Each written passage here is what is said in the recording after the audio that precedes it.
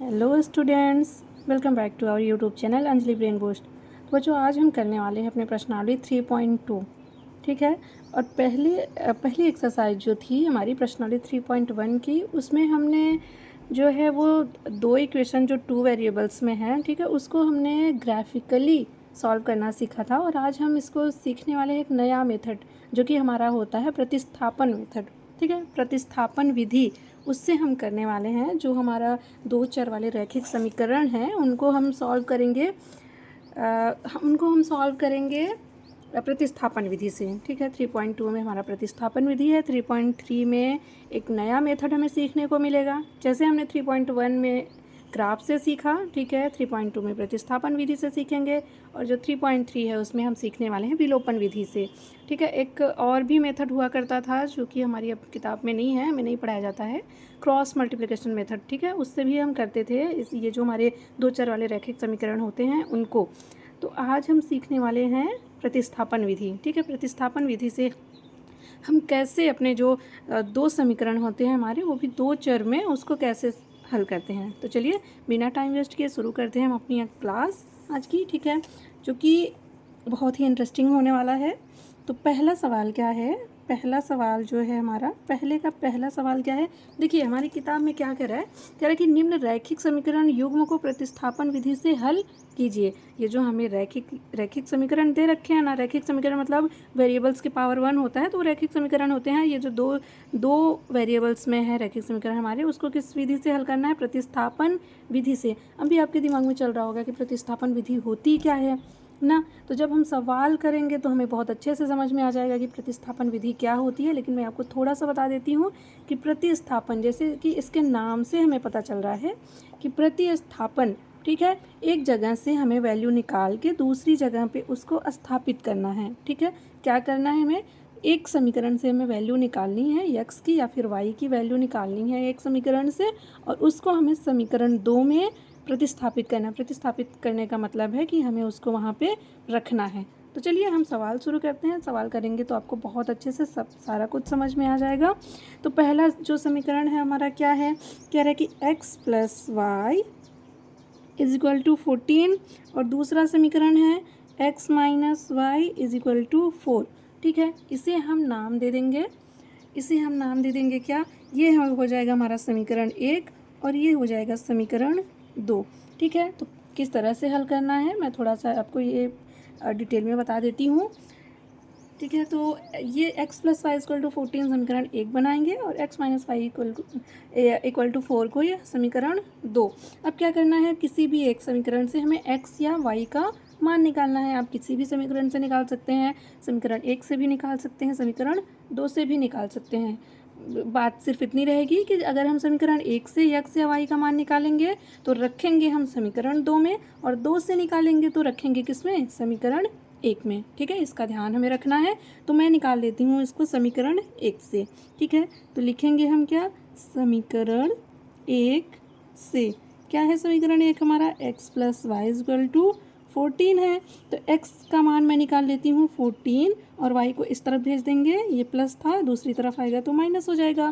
तो x का मान क्या निकल के आया हमारे पास, x का मान निकल कर आया है 14 माइनस वाई। ठीक है, इसे हम इक्वेशन 3 भी नाम दे सकते हैं। ठीक है, अब क्या करना है, समीकरण 1 से हमने x का मान निकाल लिया, अब रखेंगे किस में, रखेंगे हम समीकरण 2 में। तो क्या लिखेंगे यहाँ पे, x का मान, ठीक है, x का मान समीकरण 2 में रखने पर, ठीक है, x का जो मान है वो किस में रखने पर, समीकरण 2 में रखने पर। तो 2 क्या है हमारा, x minus y is equal to 4 है।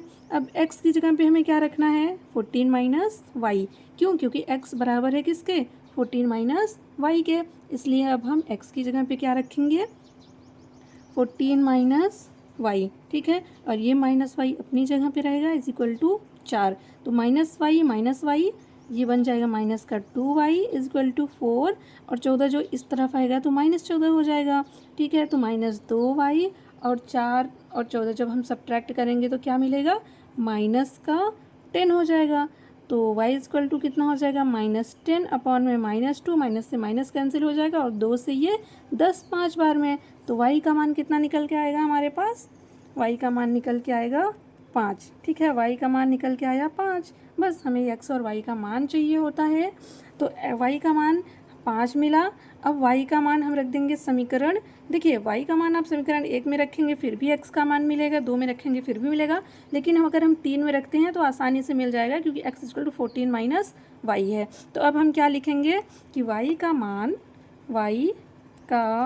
मान समीकरण किस में रख दूँ मैं, 3, समीकरण 3 में रखने पर।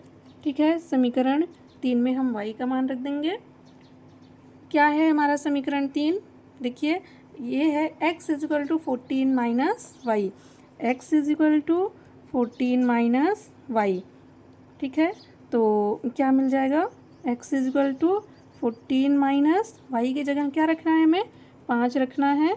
तो x = 14 से 5 निकालेंगे तो 9 मिलेगा। ठीक है, तो x का मान कितना मिला, 9 मिल गया। x का मान हमें 9 मिला। ठीक है, x हमें 9 मिला और y कितना मिला, 5। तो ये दोनों हमारे आंसर हो जाएंगे। ठीक है, आई होप आपको ये सवाल समझ में आया होगा। यही है हमारी क्या, यही है हमारी प्रतिस्थापन विधि। ठीक है, ये कौन सी विधि है, प्रतिस्थापन विधि। और आई होप आपने जो हमारा प्रीवियस वीडियो था उसमें आपने सीखा होगा कि हम ग्राफ से भी कैसे निकालते हैं। ठीक है, ग्राफ से देखिए आपको एग्ज़ाम में जब तक ना बोले कि आपको प्रतिस्थापन विधि से निकालना है, विलोपन विधि से निकालना है या फिर ग्राफ से निकालना है, तब तक आपको जो आसान लगता है, जो विधि आसान लगती है वही यूज करिएगा। तो चलिए हम अपना दूसरा सवाल कर लेते हैं। तो दूसरा सवाल क्या है, कह रहा है कि s माइनस टी = 3 और s/3 + t/2 = 6। ठीक है, तो दूसरा सवाल हमारा क्या है, ये हमारा दूसरा सवाल दूसरा सवाल क्या है, s माइनस टी = 3 और s/3 + t/2 = 6। ठीक है, तो इसे हमें क्या बनाना है, ये हमारा बनेगा इक्वेशन 1 और ये बनेगा इक्वेशन 2। ठीक है, एक और दो इक्वेशन हमारे बन गए, पहला और दूसरा इक्वेशन बन गया। अब क्या करना है, देखिए समीकरण 1 से हम मान निकाल लेते हैं। समीकरण 1 से, तो समीकरण 1 क्या है, s माइनस टी = 3 है, तो s = हो जाएगा 3 + t। ठीक है, ये s = हो गया 3 + t, ये इक्वेशन थर्ड नाम दे देते हैं हम इसे। अब s का मान रख देंगे समीकरण 2 में। देखिए समीकरण 2 को हम क्या कर सकते हैं, ये फ्रैक्शन में है ना, फ्रैक्शन से इसको हम नॉर्मल इक्वेशन में बना देते हैं। ठीक है, तो कैसे करेंगे इसको, अगर हम इसे हल करें, ठीक है मैं हल कर देती हूँ यहाँ पे। देखिए यहाँ हल कर देती हूँ मैं, क्या है, देखिए 3 और 2 है ना, s/3 था प्लस t/2 = 6 है। तो कैसे हल करेंगे इसे हम, देखिए 3 और 2 का एलसीएम 6 होगा और 3 से डिवाइड करेंगे, 2s + 3t = 6। तो 2s + 3t = 36। ठीक है, ये हो गया हमारा, ऐसे बन गया। तो इसे हम, इसको इक्वेशन 2 ना नाम दे के हम इसे इक्वेशन 2 नाम दे देते हैं। ठीक है, तो थोड़ा आसान हो जाएगा, नहीं तो आपको यहाँ पे फिर फ्रैक्शन हल करना पड़ता। हमें थोड़ी सी आसानी हो इस वजह से हमने इसको इस रूप में चेंज कर दिया। ठीक है, अब क्या करना है, अब क्या करें हम, अब हम जो s का मान है वो अपने रख देंगे इक्वेशन 2 में। तो कैसे रखेंगे, चलिए देखते हैं। अब लिखेंगे हम s का मान समीकरण 2 में रखने पर। ठीक है, s का मान हम किस में रख देंगे, समीकरण 2 में रखने पर। तो 2 क्या है हमारा, 2s + 3t = 36। तो 2, ठीक है, s की जगह हमें क्या रखना है, 3 + t + 3t = 36। अब इसे हल कर लेना है हमें। 2 से 3 में गुणा करेंगे तो 6, प्लस 2 से t में गुणा करेंगे तो 2t + 3t = 36। 2t और 3t मिलके कितना बन जाएगा, 5t बन जाएगा और 36 6 इधर आ जाएगा तो -6। तो ठीक है, 5t = ये 30 होगा और t = 30/5, 5 से कैंसिल करेंगे तो 6 और t = कितना मिला हमें, 6। t = कितना मिल गया, 6 मिल गया। अब हम क्या करेंगे, t का मान रख देंगे अपने समीकरण 3 में, ठीक है। टी का मान किस में रख देंगे, समीकरण 3 में। लिखिए टी का मान, हमें एस और टी का मान ही चाहिए। टी का मान समीकरण 3 में, जिस समीकरण से हमें आसानी से मान मिल जाए उसी में रख देना होता है। तो टी का मान समीकरण 3 में रखने पर 3 क्या है हमारा, s is equal to 3 plus t, ठीक है, 3 प्लस टी, तो s is equal to 3 plus 6, तो एस इज इक्वल टू कितना मिलेगा हमें, एक्स इज इक्वल टू मिलने वाला है 9, तो एस इज इक्वल टू 9 और टी इज इक्वल टू 6, ठीक है। तो ये हो गया हमारा सॉल्यूशन, यही आंसर हो जाएगा। चलिए अब हम अपना नेक्स्ट सवाल करते हैं अगले पेज पे। तो बच्चा ये हमारा तीसरा सवाल है। इसे कैसे करना है, सेम इसी तरह से हमने जैसे 2 सवाल किए वैसे इसको भी करना है। तो इसे हम क्या बनाएंगे, इक्वेशन 1 बना देंगे और ये हमारा इक्वेशन 2 हो जाएगा, ठीक है। और समीकरण 1 से हम y का मान निकाल लेते हैं ना। तो समीकरण क्या लिखना है हमें, समीकरण 1 से क्या है, समीकरण 1 हमारा 3x minus Y equal to 3, तो y इजक्वल टू क्या हो जाएगा, y माइनस में है इस तरफ भेज देंगे और 3 को इस तरफ ला लेते हैं, ठीक है। तो 3x 3 को इस तरफ लाएंगे तो -3 होगा और माइनस वाई को दूसरी तरफ भेजेंगे तो प्लस का y होगा। तो y इजक्वल टू कितना मिला हमें, y इजक्वल टू मिला 3x माइनस 3, ठीक है। इसको इक्वेशन 3 नाम दे देते हैं, ठीक है। y का मान मिल गया। अब y का मान समीकरण 2 में रखने पर लिख देंगे क्या, y का मान समीकरण 2 में रखने पर, ठीक है। समीकरण 2 में हम रखेंगे y का मान, तो क्या है 9x minus 3y equal to 9, ठीक है। अब 9x माइनस 3, y की जगह हमें क्या रखना है, 3x minus 3 is equal to 9, फिर 9x माइनस 3 दिया 9x और -3 में गुणा होगा तो प्लस का 9 इज इक्वल टू 9, ठीक है। अब क्या करना है हमें, ये देखिए ये बन जाएगा 9x से 9x जाएगा तो 0 बनेगा, ठीक है। ये भी 0 हो गया। 1 मिनट, कहाँ से मान निकाला था हमने, समीकरण 1 से निकाला था ना। y का मान कितना मिला, 3x माइनस 3। अब 2 में रखा तो y की जगह हमने 3x माइनस 3 रखा तो ये आ रहा है 0x is equal to 9 minus 9, तो 0x इज इक्वल टू 0, तो x इज इक्वल टू कितना 0, ठीक है। x का मान कितना आया, x का मान मिला हमें 0। अब ये जो x है उसका मान हम रख देंगे समीकरण 3 में। तो x का मान समीकरण 3 में रखने पर x का मान हम किस में रखेंगे, समीकरण 3 में। तो y is equal to 3x minus 3 है तो y is equal to 3 into 0 minus 3, तो y इजक्वल टू 3 में 0 का मल्टीप्लाई करेंगे तो कितना होगा, 0 माइनस 3, तो y इजक्वल टू -3, तो y की वैल्यू कितनी आई, -3, ठीक है। y की वैल्यू हमारे पास मिली -3 और x की वैल्यू मिली 0। तो समझ में आया होगा आपको ये सवाल, देख लीजिए ये पूरा जो है सॉल्यूशन है इसका। अब चलिए हम अपना चौथा सवाल कर लेते हैं। तो चौथा सवाल क्या है, देखिए ये है हमारा चौथा सवाल। कह रहा है कि 0.2x plus 0.3y equal to 1.3 और 0.4x plus 0.5y equal to 2.3, ये है इक्वेशन हमारा, ठीक है। ये इक्वेशन है। चलिए इसको हल करते हैं हम। देखिए चौथा सवाल करना है, तो यहाँ कर लेते हैं 4 नंबर, ठीक है। क्या है 0.2x plus 0.3y is equal to 1.3, ये पहला इक्वेशन हमारा है।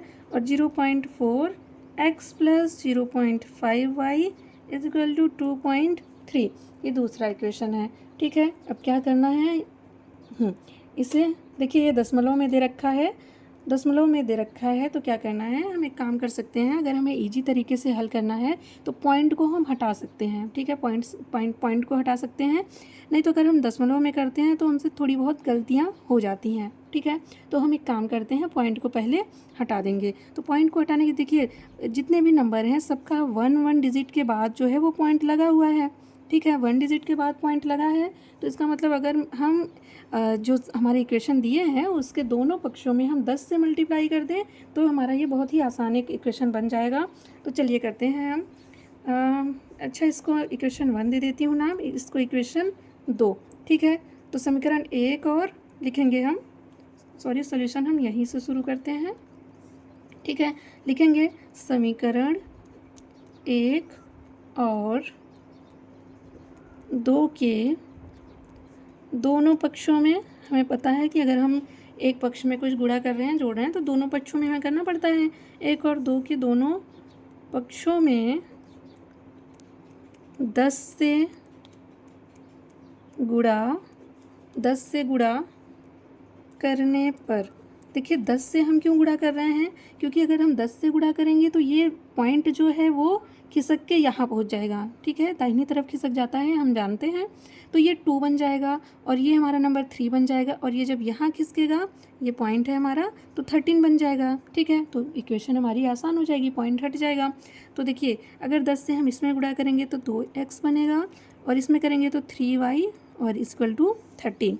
इसको नाम दे देंगे हम थर्ड नंबर, और ये 4x हो जाएगा, 5y इक्वल टू 23। ये हम दे देंगे 14 नंबर, और सॉरी चौथा नंबर। ठीक है, 4th नंबर दे देंगे। अब हमें इन दो इक्वेशन को हल करना है। ठीक है, ये इक्वेशन हमारा इस रूप में आ गया है, तो अब हमें इनको हल करना है। तो समीकरण 1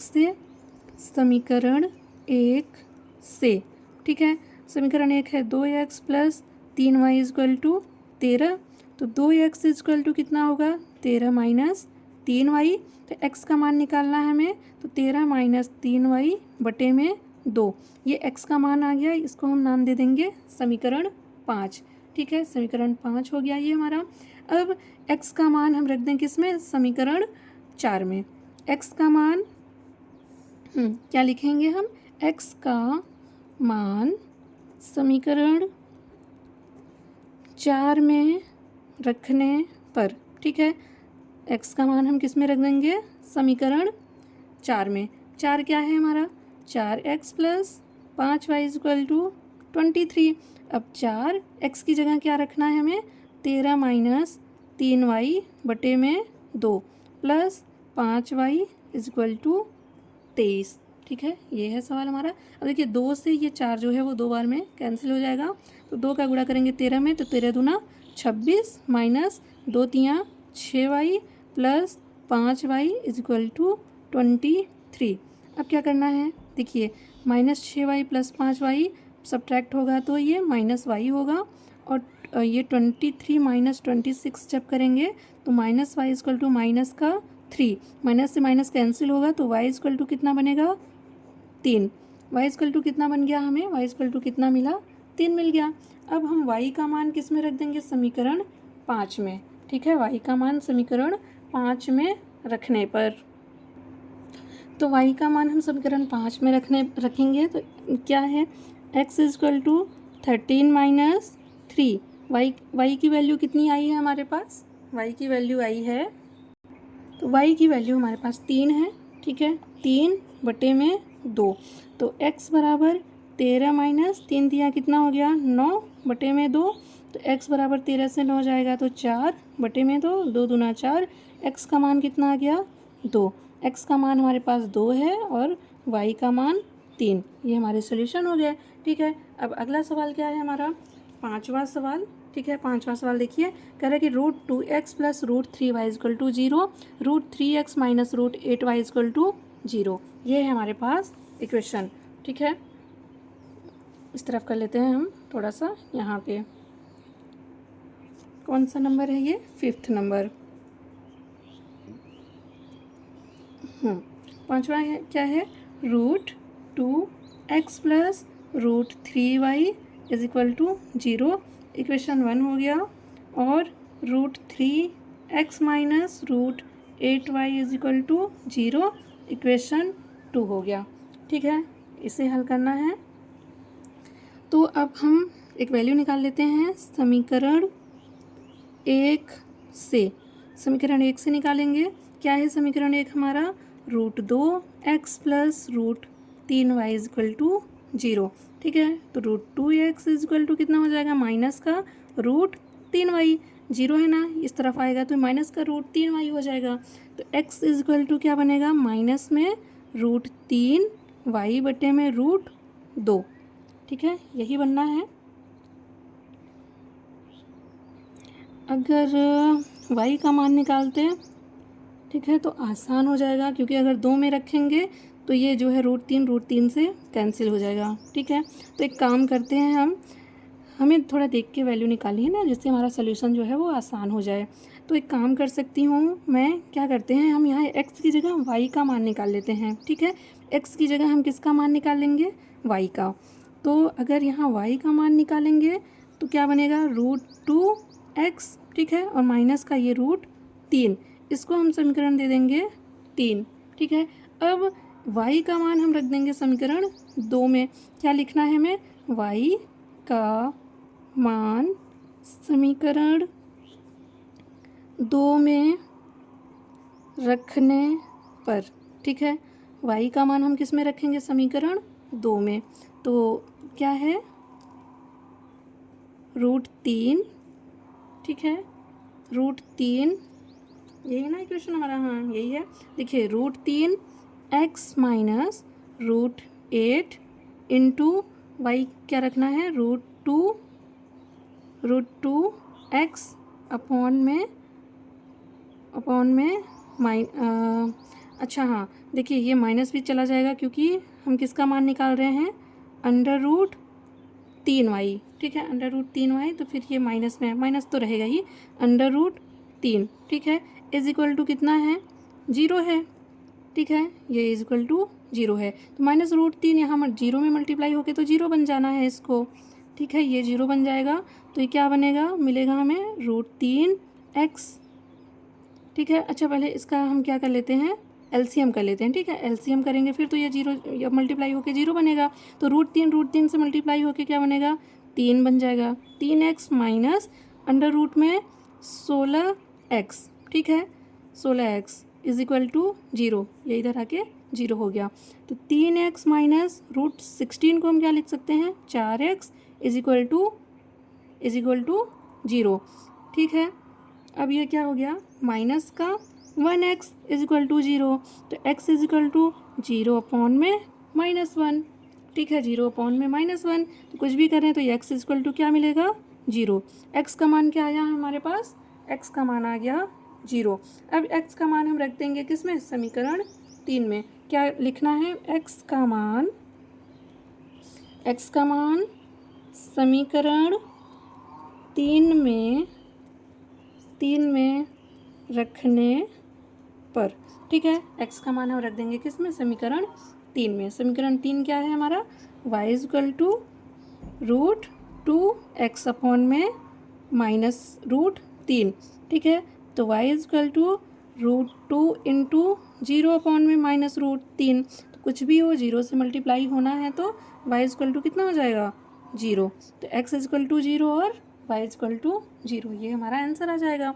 ठीक है, ये 5वां सवाल हो गया। अब हम करते हैं अपना पहले सवाल का लास्ट 6 वाला नंबर। ठीक है, तो दूसरे पेज में हम कर लेते हैं। तो बच्चा ये हमारा 6वां सवाल है।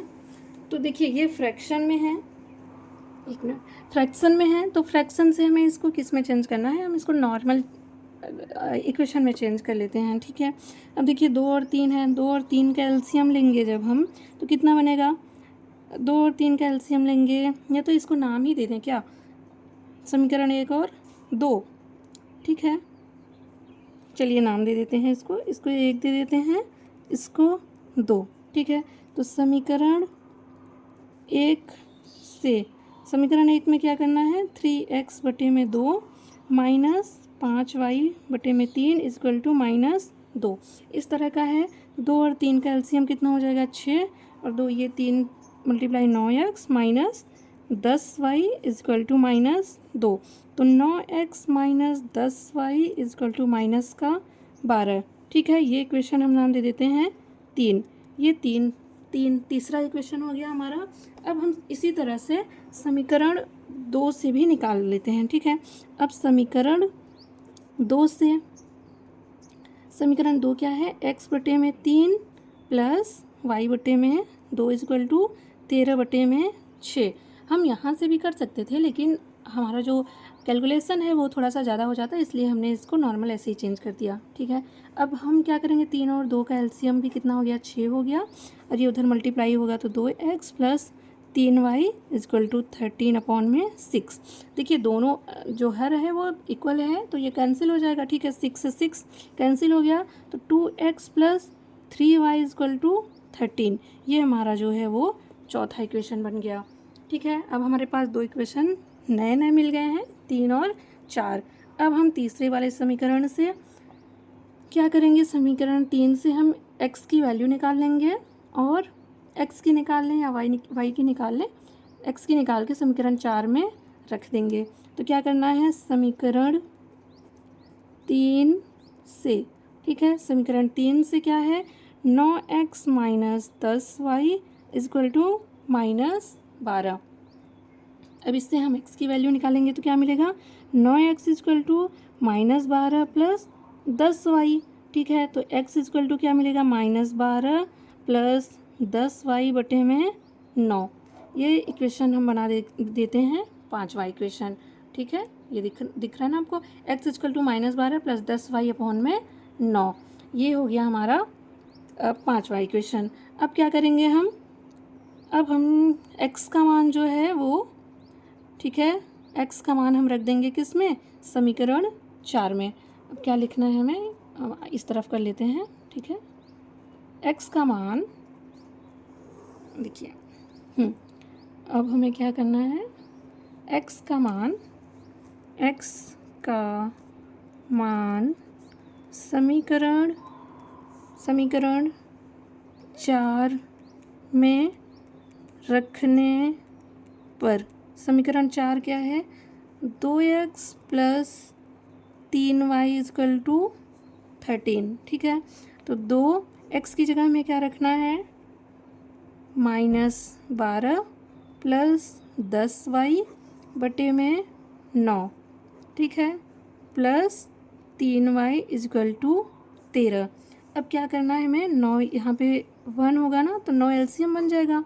9 एलसीएम बनेगा तो ये 12 दूना कितना है, 24। ठीक है, और प्लस 10 दूना 20y प्लस 9 तियाँ 27y इज इक्वल टू 13।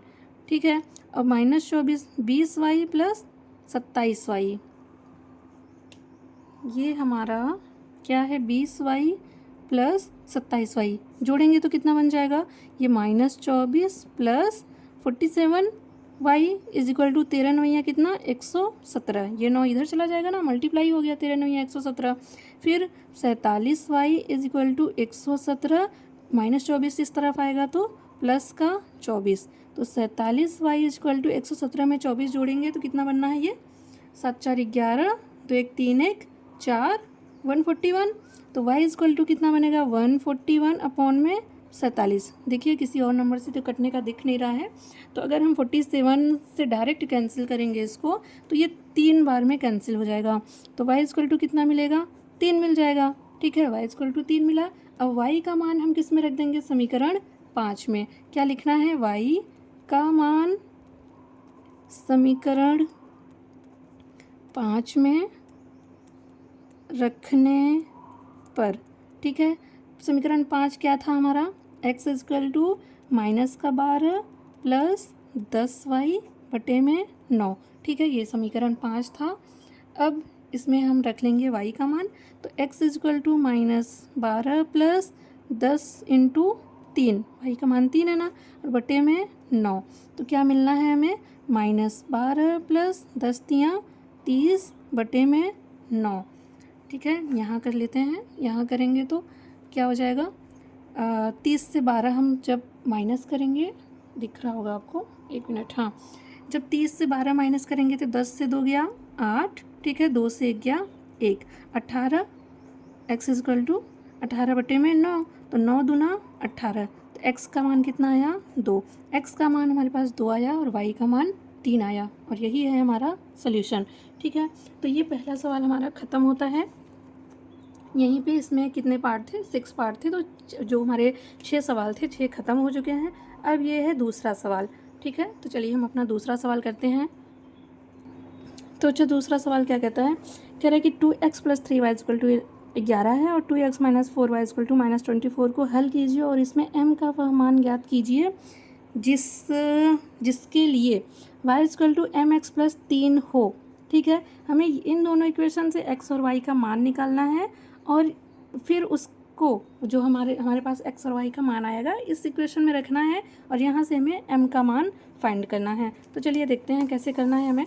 तो ये हमारे दो समीकरण हैं। इन दोनों समीकरण से देखिए, ये हमारा इक्वेशन 1 है और ये इक्वेशन 2 है।